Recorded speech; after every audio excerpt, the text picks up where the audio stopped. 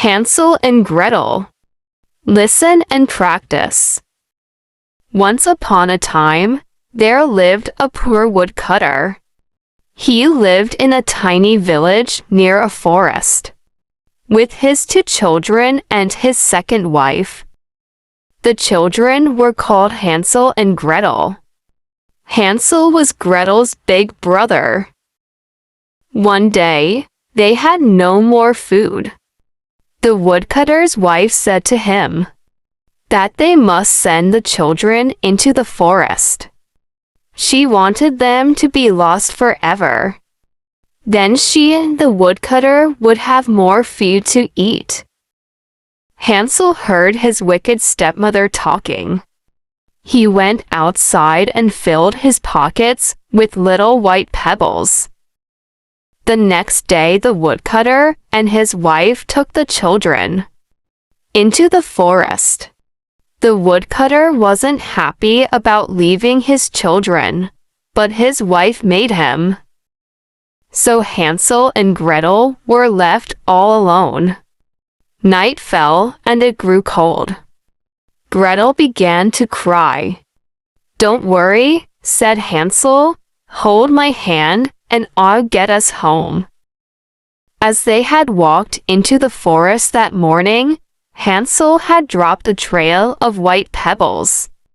Luckily, the moon was bright and it shone on the white stones. The children followed the trail home. The woodcutter's wife was angry. When she saw the children, she shouted at her husband and told him to take the children back into the forest and lose them. The woodcutter was upset, but he was afraid of his wife. He agreed to do what she said. As they were pushed out of the door, Hansel grabbed a slice of bread. When they walked back into the forest, Hansel dropped crumbs of bread. He was hoping to follow the trail back again. When they got to the middle of the forest, the children's father muttered an excuse and told them he had to leave. Again, night fell and this time there was no moon. The children huddled together at the foot of a big tree and fell asleep until morning. "Don't worry," said Hansel the next day. "We will follow the trail of bread and go home." But the trail of bread wasn't there. Hansel hadn't thought about the birds that would eat the crumbs. This time, the children really were lost. The children wandered through the forest. After a long time, they found a funny little house in the middle of some trees. It looked as if it was made of gingerbread and finished with icing. Hansel broke a piece off the wall. He ate it, it was tasty. Then Gretel broke a piece off the windowsill. It tasted so good. They broke off more bits, biscuits, cookies, and sweets. Suddenly, the door opened and an old lady came out. She wasn't a kind old lady. Oh no! She was a witch. "Have more to eat," said the witch. "Come in." Hansel and Gretel were happy to have more to eat.